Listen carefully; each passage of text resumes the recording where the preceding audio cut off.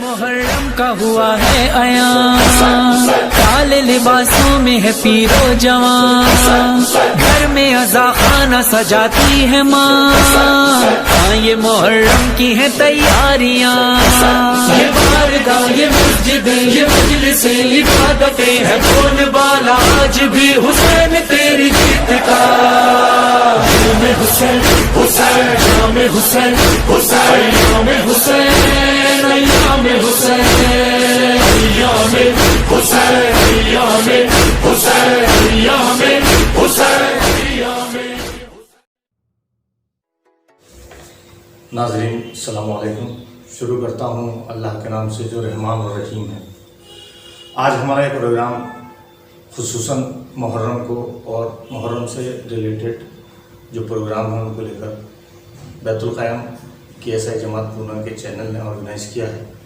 اس میں ہمارے ساتھ مولانا مطہر حسین رضوی صاحب قبلہ ہمیں بتائیں گے کہ جو سوالات ہم تک پہنچے ہیں اور ہم ان سے مستفیض ہوں گے، اور اپنا جو آنے والے ایام عزا ہیں ان میں یہ دیکھ کریں گے کوشش کہ جو آقا بتائیں گے ہمیں اس کے حساب سے ہم اس کو فالو کریں اور اپنی عزاداری اور ان ایام عزا کو اس طور سے منا سکیں جو ہم منا سکتے ہیں میکسیمم، کیونکہ جیسے حالات ہیں اس کے حساب سے ہم مجبور ہیں عزاداری اس طریقے سے بجا نہیں لا سکتے جو گزشتہ سالوں میں ہم لایا کرتے تھے۔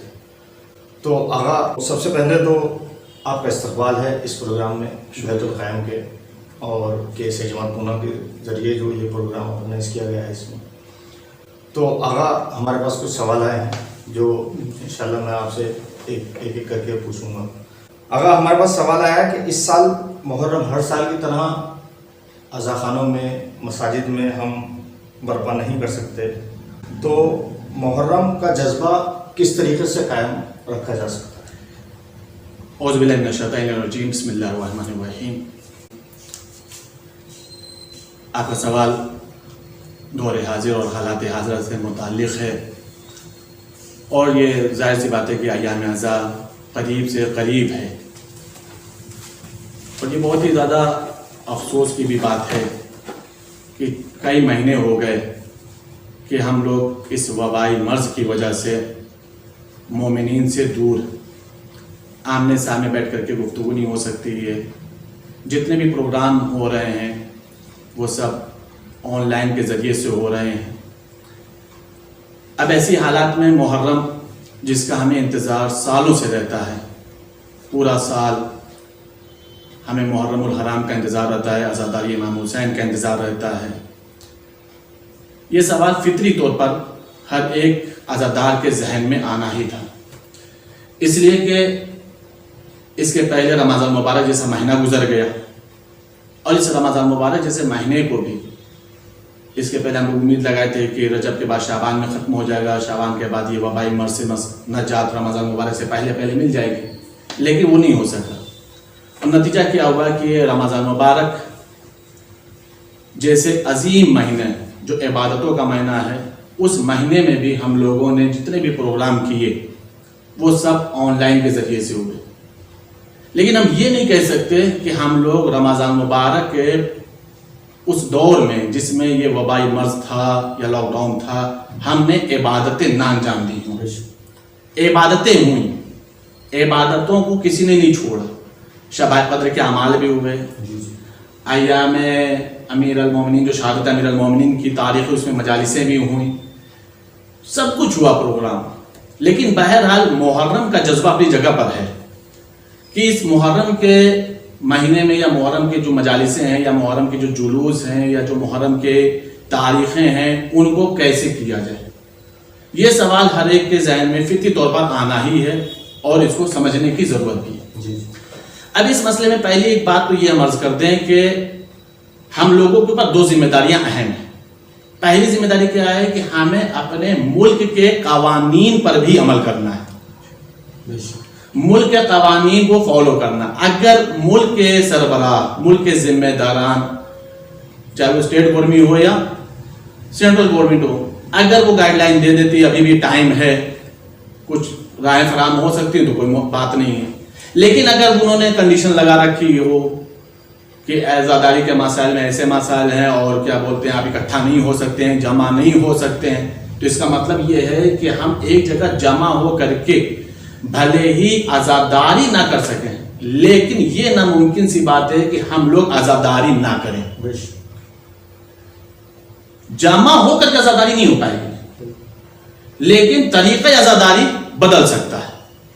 اب یہ ہے کہ طریقہ عزاداری کیسے ہوگا, یعنی یہ جو بھی آپ کا سوال ہے زہیر صاحب کہ ہم لوگ اپنے جذبات کو یا عزا خانے تک ہم پہنچ نہیں سکتے, امام بارگاہوں تک نہیں پہنچ سکتے, تو پھر ہم محرم الحرام کی مجالسوں کو کیسے کریں. تو اس کا پہلا طریقہ تو یہ ہے کہ ہم آن لائن جو مجالسیں ہوتی ہیں ان آن لائن مجالسوں کو سنیں. جو لوگ اس کاموں کو انجام دیتے ہیں اللہ ان کی توفیقات میں اضافہ فرمائے, انہیں اجر عظیم عطا فرمائے, اس لیے کہ امام حسین علیہ السلام اور ذکر اہل بیت کو وہ اس ترقی یافتہ وسیلے کے ذریعے سے گھر گھر تک پہنچا رہے ہیں, لوگوں تک پہنچا رہے ہیں. یہ ایک اہم بات ہے. دوسرا طریقہ کیا ہے؟ دوسرا طریقہ یہ ہے کہ میں نے اس بات کو محسوس کیا ہے کہ جس طریقے سے رمضان المبارک کی ہم لوگوں نے عبادتیں اپنے فیملی ممبرز کے ساتھ انجام دی ہیں, اسی طریقے سے ہم لوگ عزاداری امام حسین کو بھی فیملی ممبرز کے ساتھ انجام دے سکتے ہیں. فیملی ممبرز کے ساتھ انجام دے سکتے ہیں. لیکن اس میں تھوڑا سا ایک بات سمجھانے کی کوشش کر رہا ہوں, اور شاید یہ ہمارے چھوٹے بڑے بھائیوں کے ذہن میں بات آ جائے. جب ہم آن لائن مجلس سنیں, چاہے وہ خواتین کی مجالسیں ہوں یا جنٹس مجالس ہوں, آن لائن مجالس ہوں, تو برائے مہربانی گزارش ہے آپ لوگوں سے, اپنے محترم ناظرین کرام سے, امام حسین علیہ السلام کے محبوں سے, کہ اگر مجلسوں کو آن لائن سنیں تو پھر صرف مجلس ہی سنیں, صرف مجلس سنیں. کیوں؟ ہوتا کیا ہے, آپ پہلے اس پریکٹیکل کو دیکھیں اور اس کے بعد اپنی لائف کو دیکھیں. گزشتہ ایام میں, جو گزشتہ سال محرم الحرام تھا یا دوسری مجالسیں ہوتی ہیں, تو اس میں کیا ہوتا ہے کہ ہم لوگ جب آتے تھے گھر سے آمادہ رہتے تھے کہ اب ہم جا رہے ہیں عزا خانے میں مجلس کے لیے. تو اس کے پہلے بھی تو کام تھے نا, بہت سارے کام چھوڑ کر کے آئے, بہت ساری ضرورتوں کو چھوڑ کر کے آئے, بہت ساری ذمہ داریوں کو چھوڑ کر کے آئے, اور اس کے بعد آ کر کے اگر ہم عزا خانے میں بیٹھ گئے, مسجد میں بیٹھ گئے مجلس امام حسین کے لیے, تو چاہے 1 گھنٹہ مولانا پڑھیں, چاہے 1.5 گھنٹہ مولانا پڑھیں, جتنے دیر بھی قبلہ و کعبہ کا خطاب ہوتا ہے, کوئی انسان فرش عزا سے نہیں اٹھتا. فرش عزا سے نہیں اٹھتا. کیوں نہیں اٹھتا؟ اس لیے کہ وہ سوچ کر کے آیا ہے کہ ہمیں مجلس امام حسین میں بیٹھنا ہے, فرش عزا پر بیٹھنا ہے, اور اسی لیے وہ اپنے تمام امور زندگی, تمام ضرورت زندگی, چاہے اس کا کسی سے بھی تعلق ہو, وہ سب کو چھوڑ دیتا ہے اور اپنے ذہن کو, اپنے وجود کو فرش عزا کے لیے وقف کر دیتا ہے اتنا دیر کے لیے کہ صرف اور صرف ہم مجلس سنیں گے. دوسرا کوئی کام نہیں کرتا, کوئی فون ریسیو نہیں کرتا, کوئی کال ریسیو نہیں کرتا, کوئی ذہن میں خیالات بھی نہیں آتے. یہ بات میں نے عرض کیوں کی؟ یہ بات میں نے اس لیے بولا ہے کہ جب ہم آن لائن مجلس سنیں تو بہرحال ہو سکتا ہے, ممکن ہے کہ مجلس کو آن کر دیا ہے, پھر دوسرے کام بھی انجام دے رہے ہیں, دوسرے فرائض کو بھی انجام دے رہے ہیں, کچھ اور بھی امور کو انجام دے رہے ہیں, کچھ اور بھی کام کو انجام دے رہے ہیں. تو اس میں ہوگا کیا؟ مجلس تو لائیو چل رہی ہے, مجلس تو آپ کے موبائل پہ چالو ہے, لیکن خود آپ مجلس میں نہیں ہیں. مجلس تو ہو رہی ہے, خود آپ مجلس میں نہیں ہیں, خود آپ کا ذہن مجلس میں نہیں ہے. اور مجلس امام حسین علیہ السلام یا مجالس ائمہ اطہار علیہ السلام سے ہم اسی وقت تک فیضیاب ہو سکتے ہیں جب ہم مجلسوں کو سنیں, نہ یہ کہ مجالسوں کو لگا دیں اور اس کے بعد اپنے دوسرے کاموں کو انجام دینے لگے. اس میں بہت ہی ہمت کر کے اس بات کو عرض کر رہا ہوں کہ ممکن ہے کہ اگر ہم نے مجلسوں کو لگا دیا ہے اور دوسرے امور کا انجام دے رہے تو ہو سکتا ہے کہ یہ توہین مجلس بھی کہلائے. توہین مجلس بھی کہلائے. مجلس کی اہمیت ہے اپنی جگہ پر. مجلس امام حسین ایک بہت بڑی عبادت ہے. مجلس امام حسین علیہ السلام ہماری جان ہے, ہماری مقصد حیات ہے, ہم اس کو نظر انداز نہیں کر سکتے.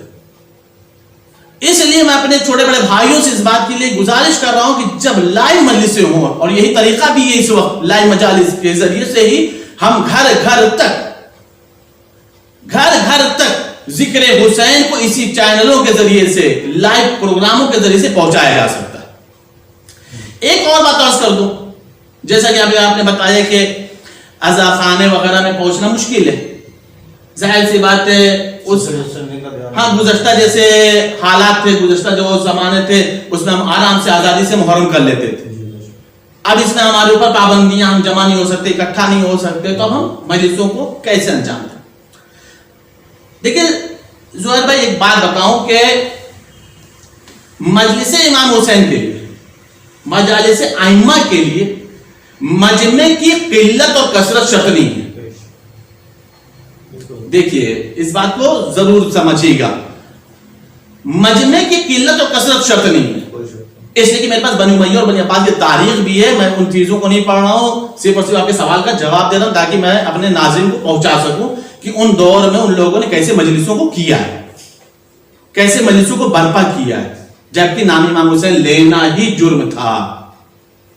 تو مجلس امام حسین کے لیے مجمع کی قلت کی ضرورت نہیں ہے, مجمع کی کثرت کی ضرورت نہیں. مجلس امام حسین ایسی عبادت ہے جو آپ اپنے اہل خانہ کے ساتھ مل کر کے بھی اپنے گھر میں انجام دے سکتے ہیں. دیکھیے میں اس کو سمجھا رہا ہوں, اس بات کو محسوس کریے گا. آپ اہل خانہ کے ساتھ بھی انجام دے سکتے ہیں, فیملی ممبرز کے ساتھ انجام دے سکتے ہیں, اہلیہ اور بچوں کے ساتھ انجام دے سکتے ہیں, ماں باپ کے ساتھ انجام دے سکتے ہیں, آرام سے دے سکتے ہیں. اور اس کے لیے مجمع کی شرط نہیں ہے, مجمع کی شرط نہیں کہ مجمع ہوگا تو مجلس ہوگی. جس طریقے سے رمضان المبارک میں ہر گھر مسجد بن گیا, اسی طریقے سے محرم الحرام میں ہر گھر عزا خانہ بن سکتا ہے. ہر گھر میں امام حسین کی فرش عزا بچ سکتی ہے, اس لیے کہ امام حسین ہر حسینیوں کے دل کی دھڑکن کا نام ہے. امام حسین علیہ السلام ہر حسینیوں کے دل کی دھڑکن کا نام ہے.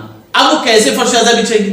میں آپ کو سیرت ائمہ بتا دیں کہ ہم لوگوں کے لیے سیرت ائمہ حجت ہے. ائمہ کے قول, ائمہ کی حدیثیں, ائمہ کی سیرت ہمارے لیے مشعل راہ ہے. ہم اس کے ذریعے سے بہت سارے مسائلوں کو سمجھ سکتے ہیں. اور شاید ائمہ نے ان کاموں کو انجام دیا بھی اسی لیے ہے کہ اگر کبھی کوئی ایسی مصیبت آ جائے, زمانہ تمہیں لوگوں سے دور کر دے لیکن تم حسین سے دور مت ہونا.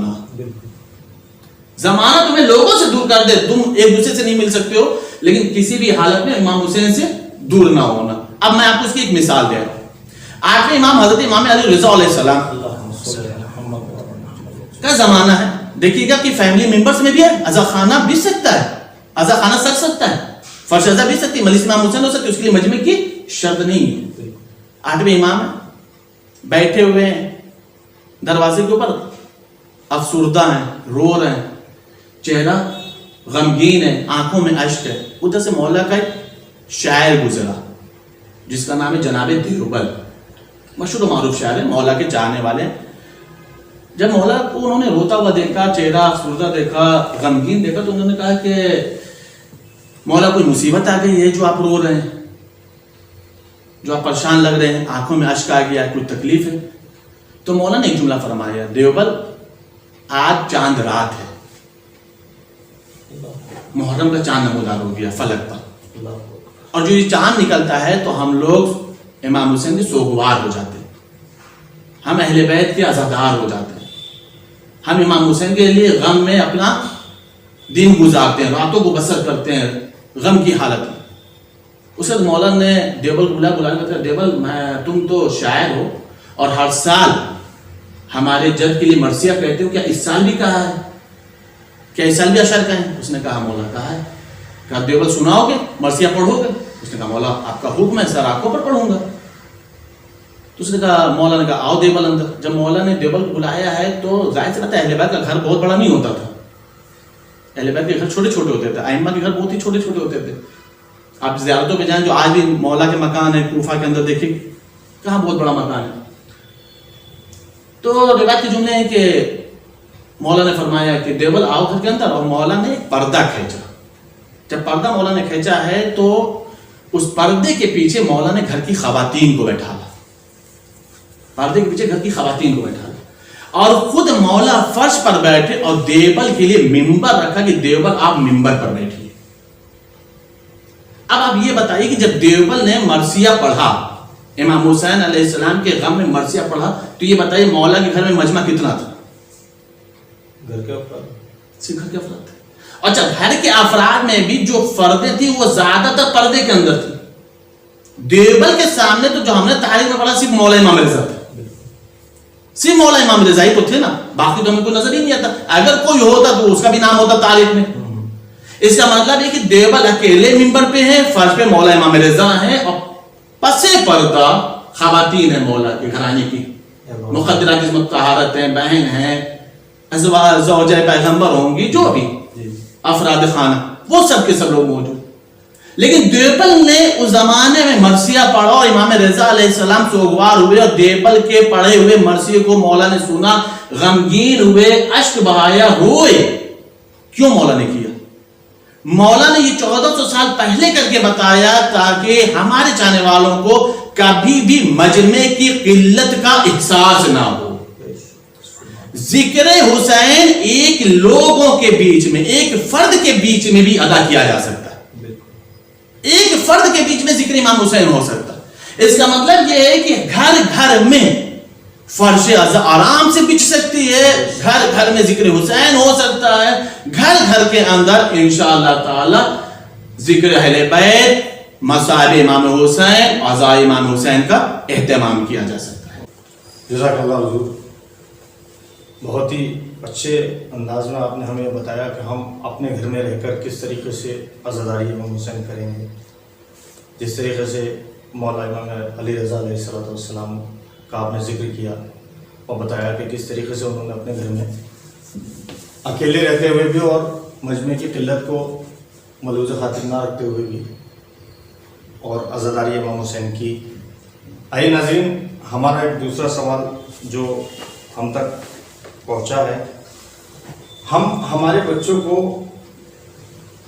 مجلس اور عزاداری سے کس طریقے سے جوڑ سکتے ہیں، انہیں کس طریقے سے زیادہ انکریج کر سکتے ہیں کہ وہ زیادہ سے زیادہ ان ایام اعظا میں عزاداری امام حسین میں زیادہ سے زیادہ انوالو رہیں.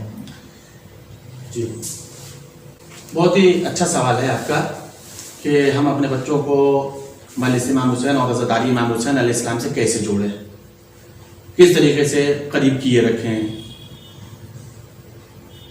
اس سوال میں تھوڑا سا میں لفظ کا اضافہ کر رہا ہوں، اور وہ یہ ہے کہ ہم یہ نہ سوچیں کہ ہم اپنے بچوں کو مجلس امام حسین اور عزاداری امام حسین سے کیسے قریب رکھیں اور کیسے جوڑے رکھیں، بلکہ اس سوال میں تھوڑا وسعت دیں.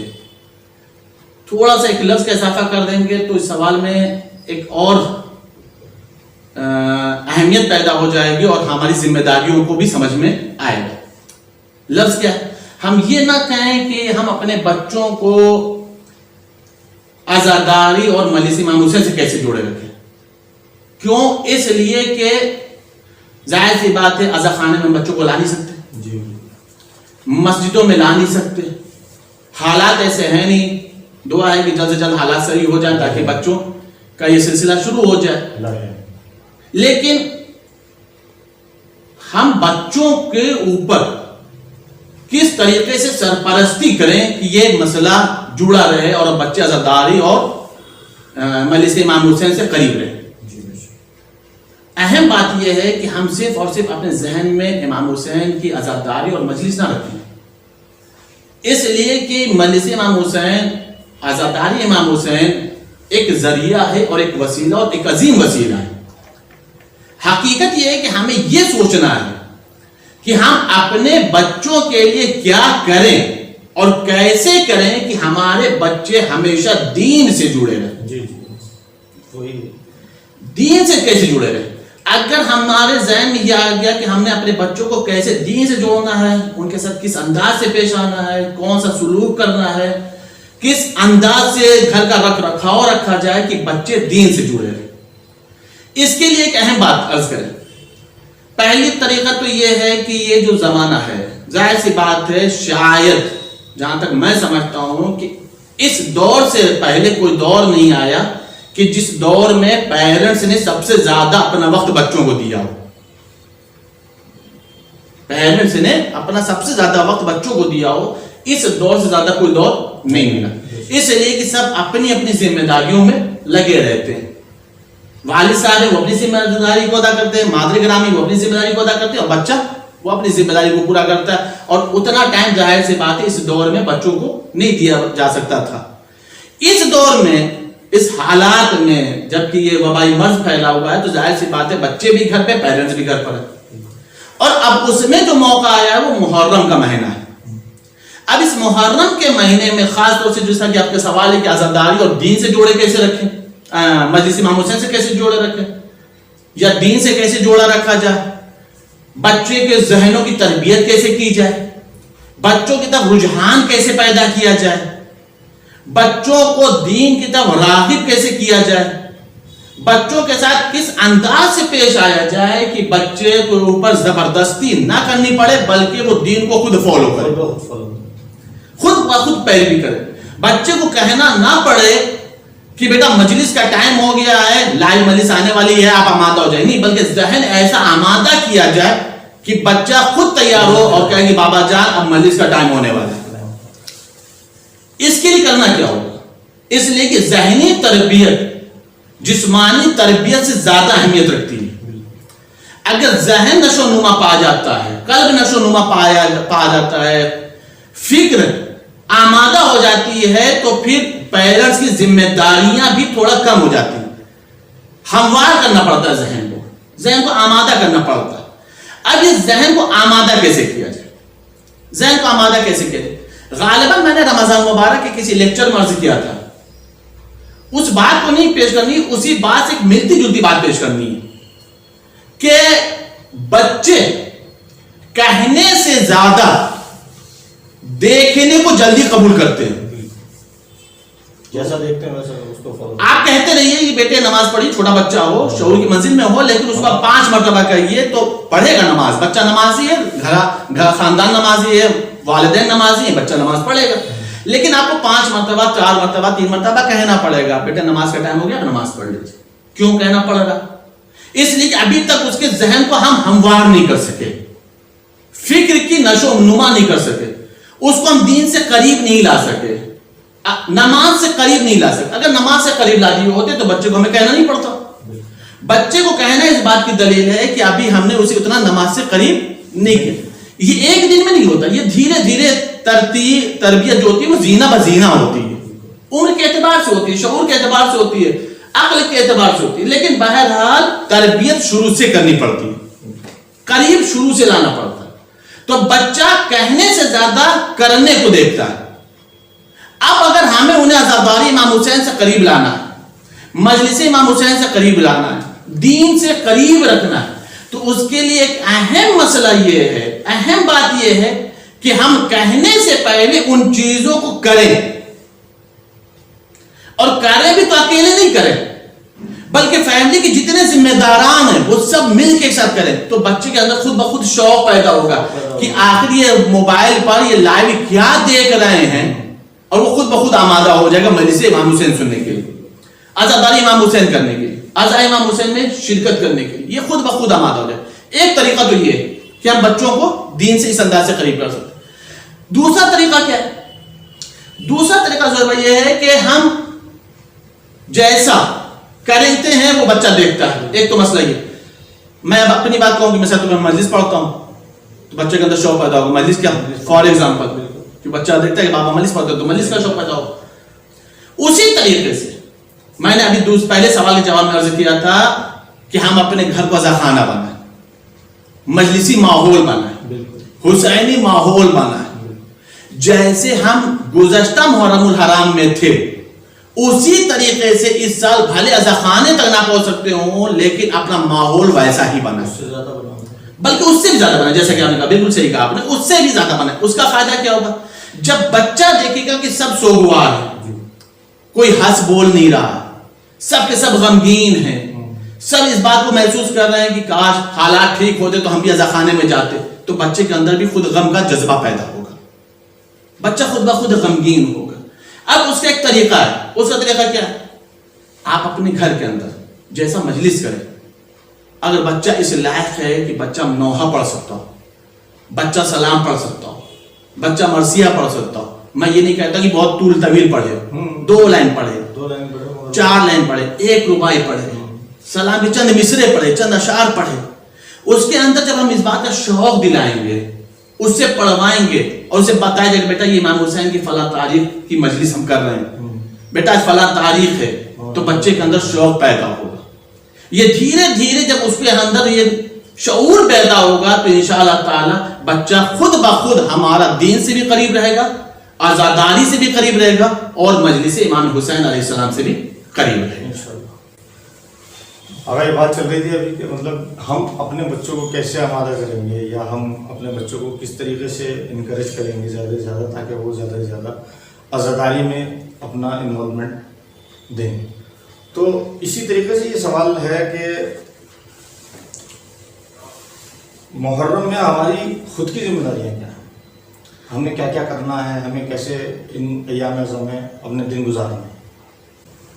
بالکل صحیح سوال ہے آپ کا کہ محرم میں ہماری کیا ذمہ داریاں خود بنتی ہیں۔ پہلی بات ذمہ داری کے تحت کہ محرم میں ہماری ذمہ داریاں کیا ہیں، اسے سب سے پہلی ذمہ داری جو آتی ہے کہ ہم جتنا ممکن ہو سکے اور جیسے ممکن ہو سکے مقصد امام حسین، شہادت امام حسین کو لوگوں تک پہنچائیں، فروغ عزاداری میں بڑھ چڑھ کر کے حصہ لیں، عزاداری کے مقاصد کو بیان کرنا ہے۔ اس اہم ذمہ داری کو پوری کرنے کے لیے سب سے پہلی چیز ہمیں یہ ادا کرنی ہوگی، سمجھنا ہوگا کہ جس کی عزاداری ہے اس کا خود مقصد کیا تھا۔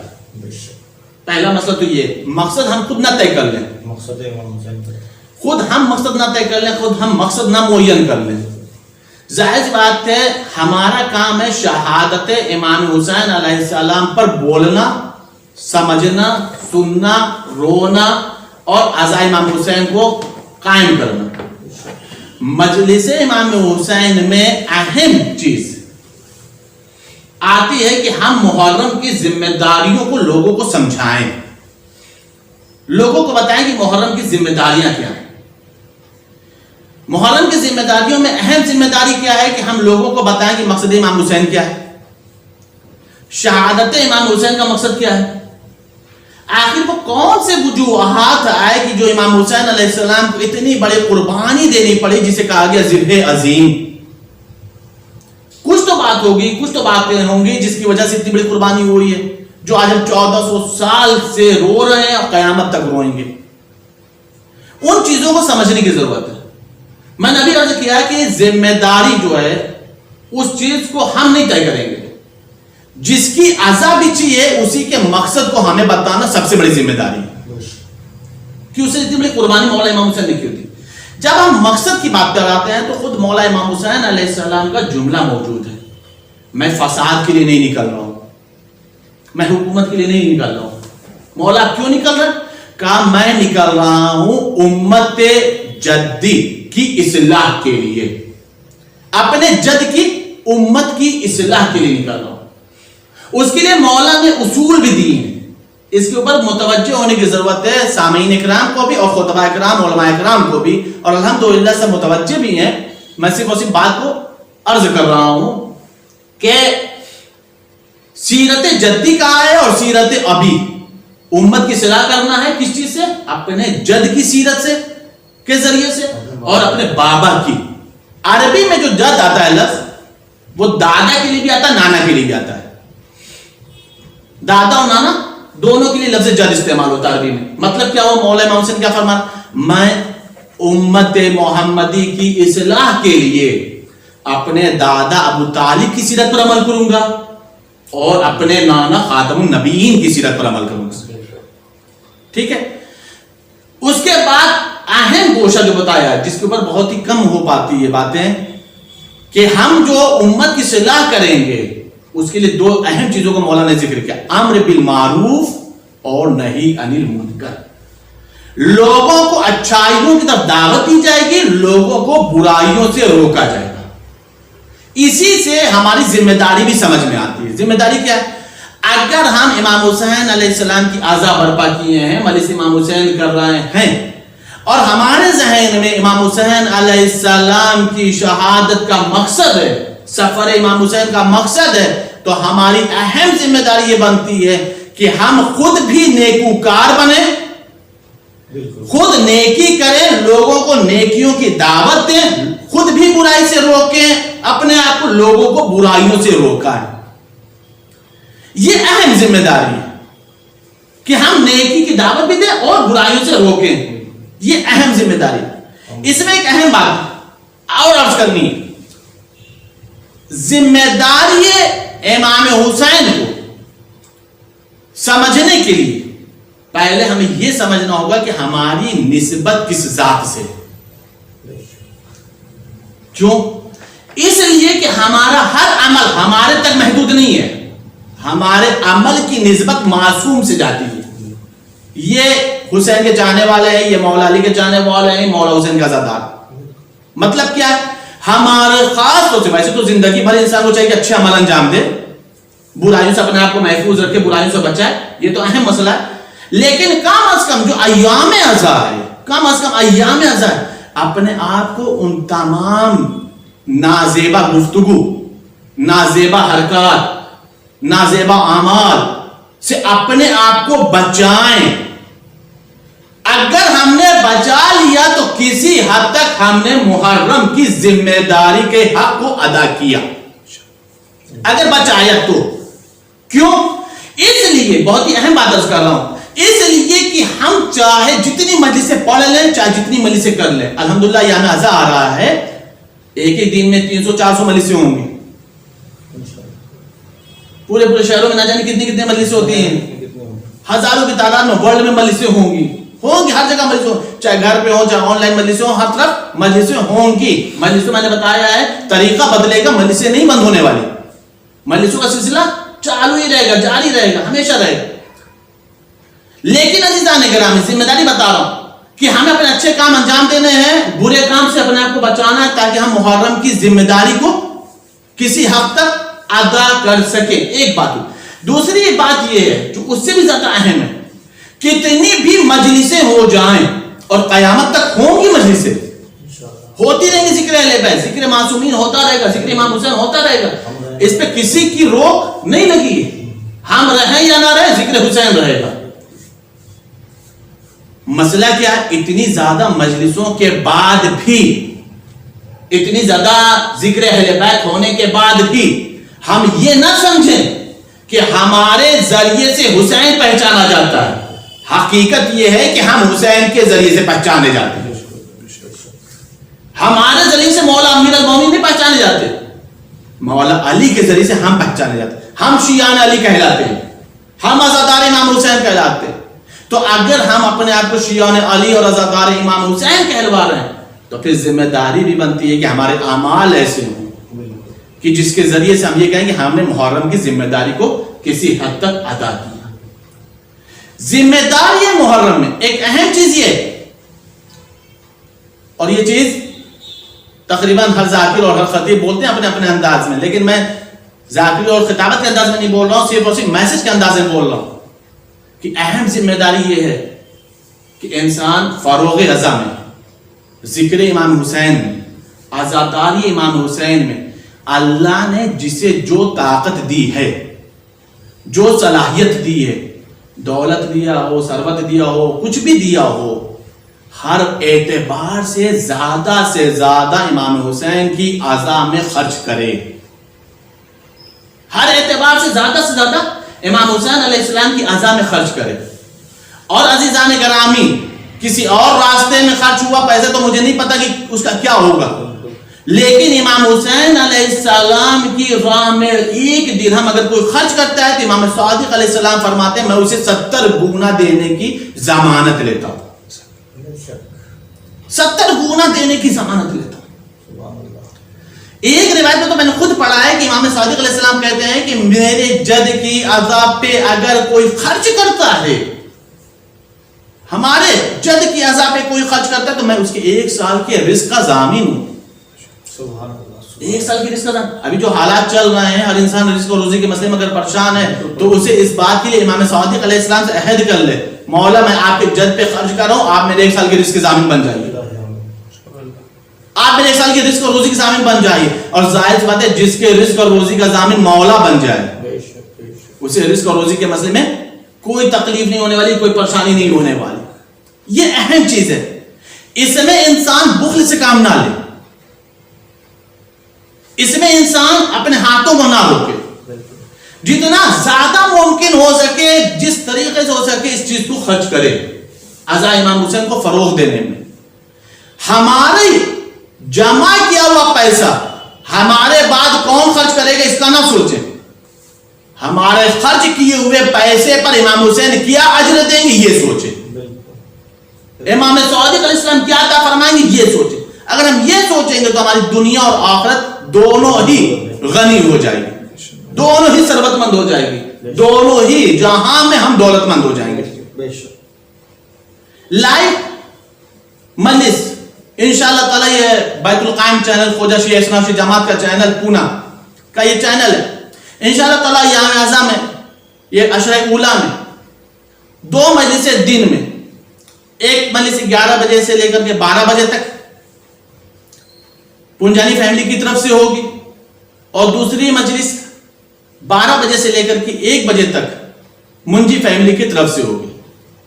और उसके बाद इंशाअल्लाह ताला बाद मगरिबाइन इसी बैतुल कायम चैनल, ख्वाजा शिया इस्लामी जमात का जो ऑफिशियल चैनल, इस चैनल से इंशाअल्लाह ताला बाद मगरिबाइन चांदरा से मर्दानी मजलिस होगी, जिस मजलिस को खिताब फरमाएंगे अल-जनाब मौलाना कमाल खान साहब किबला। ये जो मजलिस होगी इसी चैनल के जरिए, बैतुल कायम चैनल के जरिए से आप लोगों तक पहुंचेगी। और बैतुल कायम चैनल इस बात को कोशिश कर रहा है कि जाहिर सी बात है, जब आप अज़ा खाने तक नहीं पहुंच सकते, हालात इस बात की इजाजत नहीं दे रहे हैं, तो वो घर घर तक जिक्र हुसैन को अपने चैनल के जरिए से पहुंचा। ये ख्वाजा शिया इस्लामी जमात का चैनल अपनी जिम्मेदारी को पूरी कर रहा है।